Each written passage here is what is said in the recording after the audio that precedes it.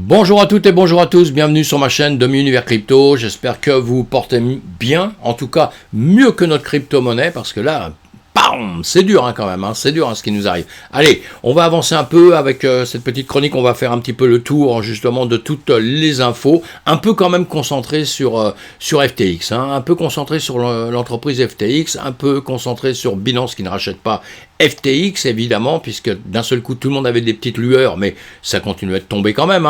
Et voilà, et du coup, le Bitcoin, eh bien, je vous l'ai mis en titre, il souffre. Et on va voir tout de suite d'ailleurs le résultat de tout ça. Un BTC à 16 414, mes amis. Et donc, comme c'est le patron, c'est la patronne dans notre univers de la crypto-monnaie, eh bien, tous les autres derrière suivent et souffrent aussi. On a l'ETH à 1184 et je vous dis pas le reste, vous voyez sur le graphique que vous avez là, cet écran, du rouge et du rouge, d'accord ? Donc on va avancer, on avait en plus de tout ça, de tout ce qui se passe déjà actuellement, le mi-mandat aux États-Unis. On sait bien que dans le marché traditionnel, les annonces jouent énormément à la hausse ou à la baisse, pour ceux qui tradent. On suit ça de très près parce que justement, parce qu'il y a de la volatilité dans ces cas-là, à ces moments-là, il y a de la volatilité, donc on peut trader, évidemment, en long, en short, suivant évidemment l'état des annonces et l'état du marché, dans quel sens il veut aller. Pour ceux qui sont là à long terme, c'est vrai qu'ils s'en foutent un tout petit peu. Si vous êtes là pendant 2 ans, les annonces qu'il y a aujourd'hui, surtout qu'on sait que les annonces, ça change très très vite, donc on s'occupe pas de ça. On s'occupe simplement de savoir sur les graphiques où en est le marché pour savoir s'il va monter dans quelques temps ou baisser dans quelques temps et savoir les actions qu'on doit faire. Parce que j'entends beaucoup, c'est vrai, on ne perd pas quand on ne vend pas. On ne perd pas quand on ne vend pas. Et ça, c'est vrai. Puisque si vous achetez, le truc il baisse, tant que vous ne l'avez pas vendu, vous n'avez pas perdu. Ça, c'est clair et c'est net. Mais en revanche, si vous vendez jamais, vous ne gagnerez jamais non plus. Parce qu'il y a quand même des moments où vos actifs vont être très hauts, il faut les vendre. C'est juste une petite chose, une petite aparté comme ça. Il faut les vendre à ce moment-là, il faut tirer les profits. Et quand ça redescend bien, vous rachetez.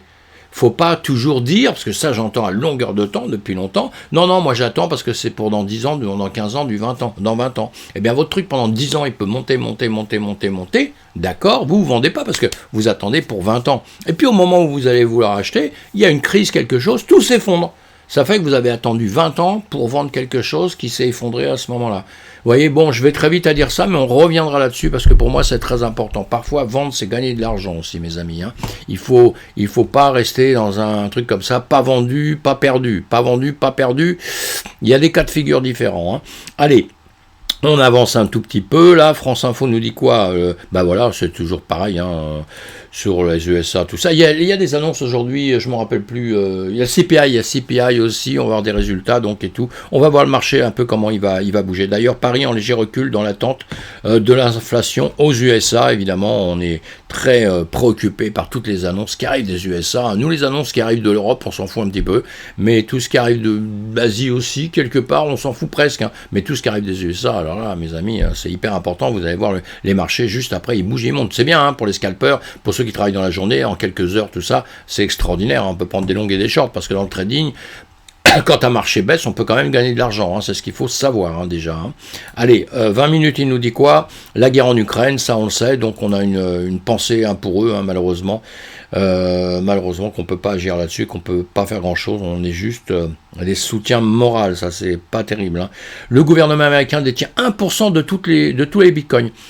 Quels sont ses plans ? Bon, ça, on ne le sait pas à l'avenir, ses plans, évidemment. Mais c'est vrai que Inside Bitcoin qui écrit cet article, vous allez lire évidemment, et le gouvernement américain il détient 1%, les Chinois aussi en ont beaucoup, et le gouvernement américain et le gouvernement chinois ils obtiennent ces bitcoins parce qu'ils font des saisies, il y a des voleurs, des machins, etc. Ils font des saisies et ils ont obtenu depuis pas mal d'années de bitcoins. Ce qui m'étonne un peu tout le temps, c'est qu'ils les vendent jamais au bon moment, ils les vendent toujours quand ça baisse et pas quand c'est en train de monter et que c'est très haut. parce que les Américains ont déjà eu, les Chinois ont fait pareil, le même truc. Bon, ça c'est un peu bizarre, hein, qu'ils comprennent pas bien comment on lit un graphique, il ferait bien de venir sur les vidéos, regarder tout ça, hein, pour qu'on leur dise, vendez à ce moment-là, vous allez faire beaucoup d'argent, plutôt que de les vendre plus bas, surtout qu'ils n'ont pas besoin ni d'attendre, ni de quoi que ce soit, eux, hein, donc ils peuvent faire au bon moment. Mais enfin, bon, tout ça c'est pour la petite rigolade, mais on sait qu'ils en ont beaucoup. Et juste une aparté aussi, les Américains s'intéressent énormément à la crypto-monnaie, hein, et au Bitcoin. Et les Chinois aussi, malgré tout ce qu'on peut dire, hein, on a enlevé le minage là-bas, etc., parce que dépression écologique, etc., du monde entier, pour que la dépense énergétique, etc. Et en revanche, ils se sont fait bien arnaquer, les Chinois, parce que la dépense énergétique, elle est partie se faire autre part. Mais enfin, bon, ça c'est encore une autre news dans laquelle on pourrait discuter pendant des heures et des heures. Mais les Chinois aiment bien le Bitcoin, hein, les Chinois aiment bien le Bitcoin, hein. Mais en revanche, les gouvernements chinois, contrairement un petit peu aux autres gouvernements, font énormément la guerre aux toutes les pyramides de Ponzi et toutes les sociétés qui sont bidons, et les Chinois font énormément la guerre là-dessus, hein. Nous, à la limite, on est presque plus laxistes, peut-être pas en Europe, mais dans d'autres coins du monde, sont énormément très très laxistes là-dessus. Allez, on continue d'avancer. New Blockchain nous dit quoi? L'Indonésie prévoit de renforcer la sécurité des investissements dans la cryptographie. Ouais, ça, on le sait. Ils veulent tous renforcer, hein, pour justement les investisseurs, pour pas les faire partir. Et quelque part, on peut comprendre un petit peu ça, parce qu'aujourd'hui, avec ce qui vient de se passer, encore une fois, avec FTX, là, les mecs, ils sont en train de se dire, on a raison, les régulateurs, là, ils sont en train de rigoler, là, hein, comme on dit, ils sont en train de se les friser, mes amis, hein, parce que là, ils se disent, vous voyez, la crypto-monnaie, c'est une catastrophe, quoi. On a déjà eu Celsius, on a eu ST, on a eu je sais plus quoi, enfin, on en a eu déjà, hein, on en a eu, hein. On finit par les oublier, parce qu'entre nous, les mauvais coups, faut les oublier, hein, sinon on va pleurer toute notre vie. Eh bien, et maintenant, on a FTX. FTX avec son FTT, mes amis, le FTT extraordinaire, eh bien on s'est ramassé la gueule. Une entreprise costaud. Qui aurait pu penser ça? Enfin, moi, non, hein, sincèrement. Hein, je passe mon temps à étudier les entreprises. Et justement, le piège, peut-être, c'est qu'une grosse... moi, j'aime bien aller voir tous les fondamentaux, tout ça, vous voyez. Une grosse société comme FTX, à la limite, on se pose même pas de questions. On voit que tout le monde leur file des milliards, des millions, etc., etc. Vous vous dites, bon, bah, les mecs, tout le monde a dû surveiller vraiment ce qu'il vaut, ce qu'il a dans le ventre, etc., etc. Hein. Et ben, en résultat, non. C'est après qu'on s'aperçoit d'un seul coup que beaucoup de problèmes, beaucoup de problèmes. C'est assez étonnant, hein, qu'on n'ait pas entendu parler de ça avant et qu'on l'a mis sur un piédestal pendant très longtemps pour que d'un seul coup, il n'est pas tombé en 6 mois là, hein, il tombe en 2 secondes, hein, c'est qu'il y a des problèmes quand même depuis quelques temps, évidemment, hein, qu'il n'a pas dû gérer son argent comme il le fallait, etc. Ça c'est sûr, hein, il n'a pas su gérer son entreprise en tout cas, hein, ça c'est un fait. Hein. Le Monde nous disait, et alors tous les journaux en parlent, hein, tous les journaux en parlent, FTX, Binance, une des plus grosses plateformes de crypto-monnaie, renonce à sauver sa rivale en perdition. Oui, c'est que ça doit être grave, hein, parce qu'il a demandé, enfin...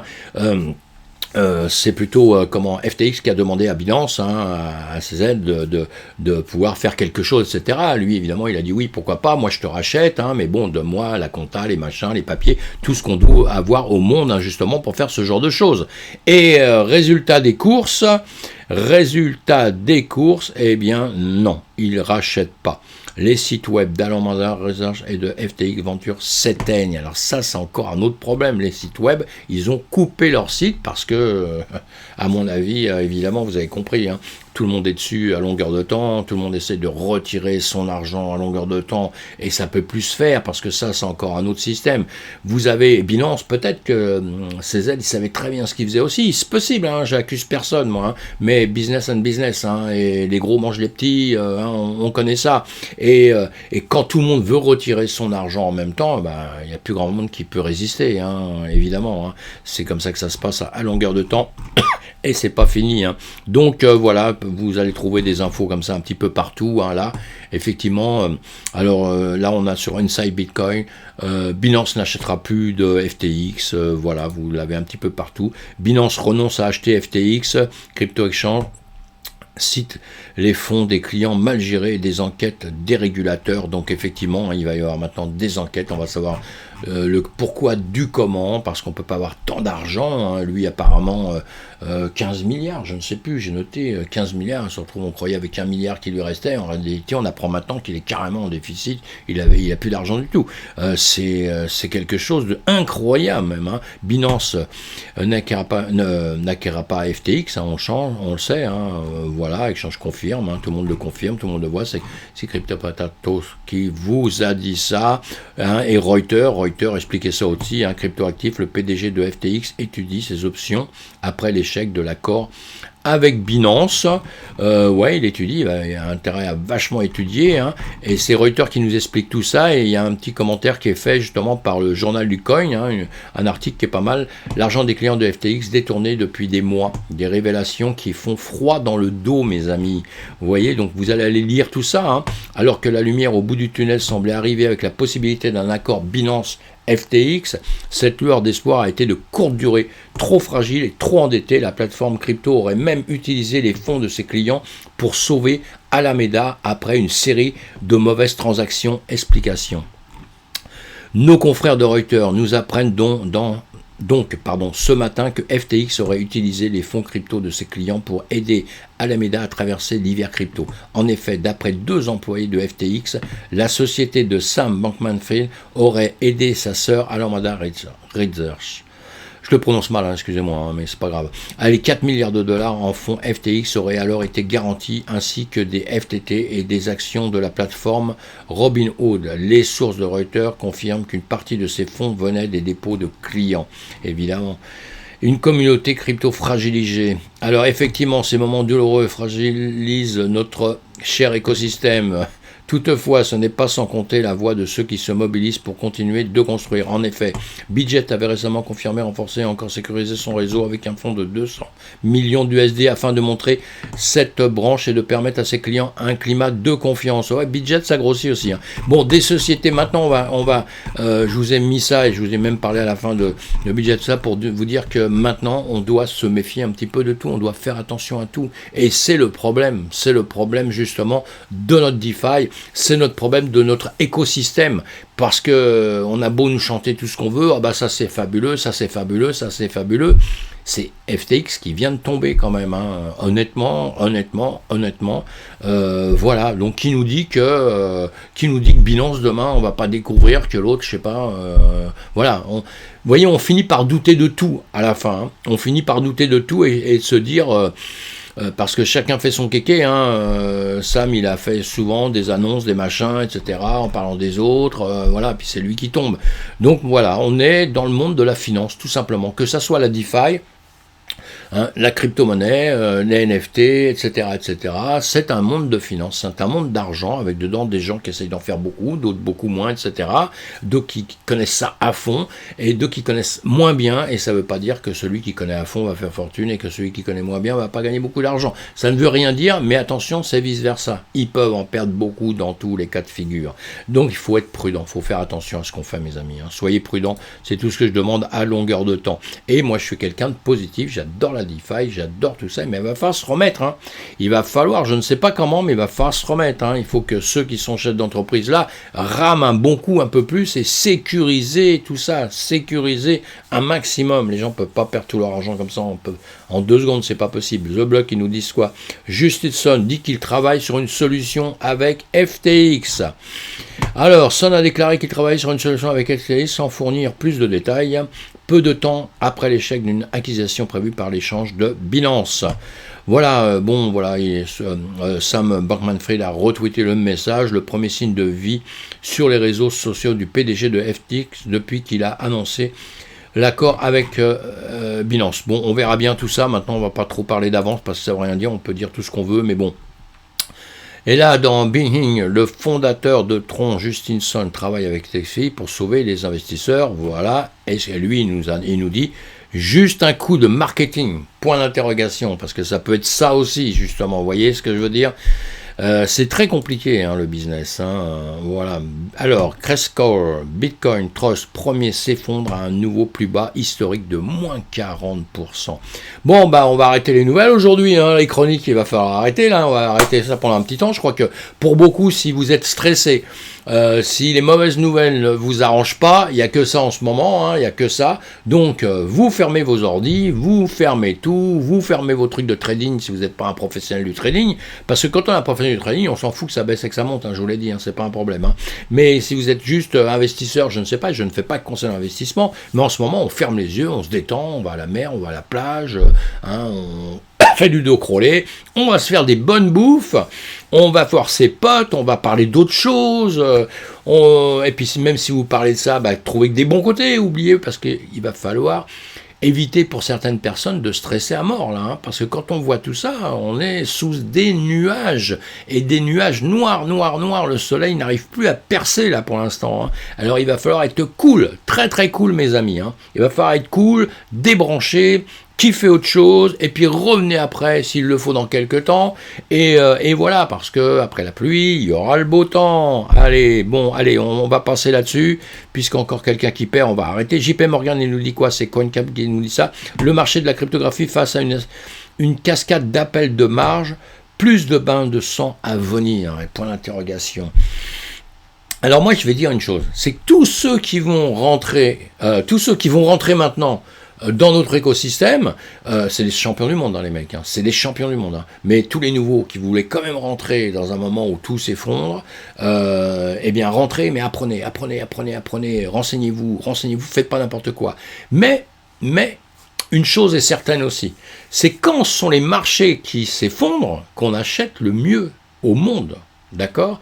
On en reparlera dans quelques mois de tout ça, hein, mais c'est des endroits souvent où il y en a qui fuient, et il y en a d'autres qui vont rentrer. Et ceux qui vont rentrer, c'est peut-être pas les plus idiots.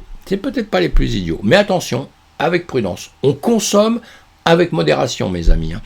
Allez, qu'est-ce que je voulais dire? Oui, parce que bain de sang, alors je sais pas, le drame FTX a débordé sur l'ensemble du marché de la cryptographie avec un autre crash de 10% au cours de ces dernières 24 heures. En moins d'une semaine, le marché de la crypto au sens large a perdu 20% de sa valeur, soit 200 milliards de dollars. Allez hop.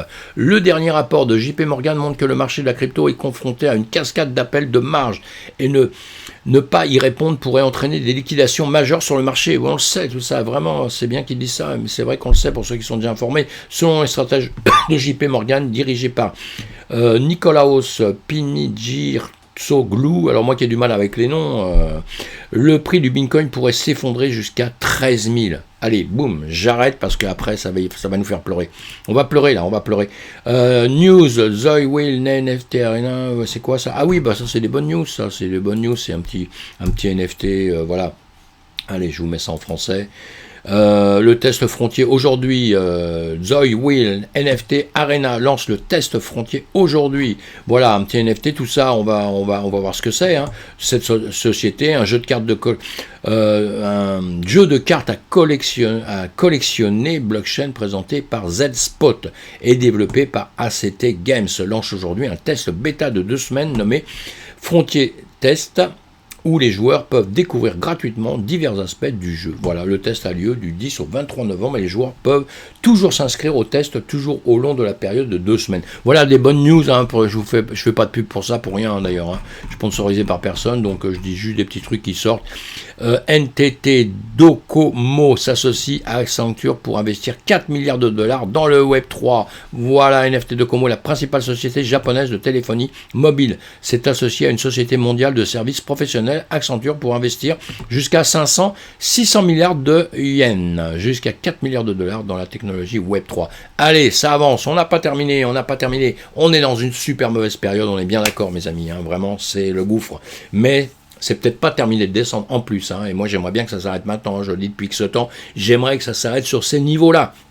Parce que après, encore une fois, j'ai pas peur de la descente, j'ai peur du manque de confiance des gens pour que ça remonte rapidement. Ça risque de rester un beau bout de temps en bas. Allez, le S&P 500, donc comme on le voit tout le temps, voilà, on me dit, on est décorrélés mes amis, je vous l'ai déjà dit sur plusieurs vidéos, je ne vais pas répéter, mais nous sommes enfin décorrélés. Juste qu'on n'a pas compris, on est parti vers le sud alors qu'il aurait fallu qu'on parte vraiment tout nord, qu'on chose tout nord, et c'est pas ce qu'on a fait. Mais bon, allez, on avance. Vous avez d'autres vidéos pour voir tout ça, hein. BTC moins 19%, un ETH moins 22%, en combien de temps? C'est dans la semaine, ça, hein. Dans la semaine, ça a été pas terrible, hein. Pas terrible, on va plutôt regarder là-dessus. Voilà, le BTC, 16,338 et l'ETH 1182, voilà, moins 8%, moins 3% en 24 heures. C'est chaud, c'est chaud, c'est chaud. Et voilà donc hein, l'ETH BTC à gauche et à droite. En semaine, on l'a déjà vu. Maintenant, on a fait sur le BTC une 2, une 3, une 4, une 5. Et maintenant, on a fait une A, B. Et on est en train de faire une C. On est en train de terminer une C pour moi. On est en train de terminer une C. Donc ça va être un peu important à l'endroit où elle va s'arrêter. Et effectivement, elle pourrait encore un peu descendre. Elle a encore de la marge pour descendre. Et avant que ça soit traduit autrement. Donc pour l'ETH, c'est exactement la même chose. On regarde, hop là, le BTC donc, le BTC, plus haut, plus bas, on a dépassé, hein, vous avez dit qu'il ne faut pas tomber en dessous de 17 500, eh bien c'est pas grave, nous sommes juste, putain on a fait un 15 588 je vois là, pas là là, pas là là, pas là là, je découvre en même temps que vous, hein. On a fait un 15 788, c'est ce que j'ai de plus bas ici, on va regarder ça. Je ne l'ai pas vu arriver, celui-ci. Je ne l'ai pas vu arriver. Tiens, on va se mettre en 12 heures. Hop là. En 12 heures. Et oui, on a fait un plus bas à 15 588. Ça, c'est chaud. Hein. Ça, c'est chaud. C'est chaud, c'est chaud, c'est chaud. Donc, voilà, on va voir comment ça va se passer. On va regarder en 1 heure quand même. En 1 heure, ce qui se passe ici. On va mettre notre... allez, on va mettre l'Ichimoku. On va mettre l'Ichimoku en 1 heure, boum, boum, boum, évidemment, on a bien compris, hein, on est en train de descendre, nuage descend, ici on s'est quand même repris, mais donc on a fait ce plus bas à 15 588 ici, hein, on a une petite reprise, on est entre la Tenkan et la Kijun, hein, c'est ce que je voulais voir. Enfin, on est redescendu un petit peu en dessous de la Kijun, je vais l'agrandir, mais on était venu en dessous de la Tenkan et la Kijun pour réfléchir, voilà, hein, et là on est redescendu, et maintenant on est quand même en train de remonter légèrement, hein, donc on va voir tout ce qui va se passer par la suite avec tout ça. On va se mettre en 4 heures, en 12 heures, évidemment on a compris, hein, on a bien compris hein, notre chemin, là, hein, on a une 2, une 3, une 4, une 5 ici. Donc on aura une 2 et une 3 peut-être par la suite, mais sinon on a A, B et C ici, et la C, voilà, ça c'était en cette unité de temps, sinon, on va le regarder en plus long terme, voilà, en plus long terme on aura notre C ici, hein, voilà, on aura une A, une B et une C qui sera plus bas, donc ça c'est pas bien grave hein, dans les médias, mais il faut que ça s'arrête à ces niveaux-là, hein. Il faut plus qu'on arrête de descendre, il faut qu'on stoppe. Bon, je vous ai fait ça sur une autre vidéo, donc je vais pas revenir dessus maintenant mes amis, je veux juste aller voir le FTT avec vous très rapidement, hein, puisque c'est notre... celui qui est accusé en ce moment, hein, qui nous fait souffrir, hein, et vous voyez, hein, c'est grâce à FTX, hein, c'est jetons de FTX, et vous voyez un petit peu, hein, vous voyez la descente aux enfers qu'il y a eu, c'est quand même terrible, hein. Là il est combien? Il est à 2.8, il est à 2.8, hein, donc voilà, et on va regarder sur un long terme un petit peu, pour voir, vous voyez, la descente est énorme, hein, de 23 à peu près, ici on est passé à 2.8, c'est énorme, énorme, énorme, énorme. Voilà, donc on a le sol aussi, hein, le sol qui souffre aussi, hein, donc qui a perdu un peu plus. Et le BNB, on pourrait dire, tiens, le BNB, il aurait pu s'exploser, repartir dans l'autre sens, hein, le Binance, mais bon, non, c'est pas le goût du jour. Et voilà, mes amis, donc, retrouvez-moi sur d'autres vidéos, je vous fais des vidéos où on parle beaucoup plus des graphiques hein, que celui-ci, là, j'ai voulu aller très vite pour juste regarder 2-3 choses en même temps que vous. Ça me passionne aussi, hein, mais on va rester prudent, hein, rester cool, rester prudent, et on voit ça un peu plus tard, un peu ce qui s'est passé. Et vraiment, vraiment, si vous n'êtes pas un professionnel, vous n'êtes pas un pro ni quoi que ce soit, ben attendez, restez cool. Comme je vous ai dit, c'est ça qui est super important. À plus tard. Bye bye.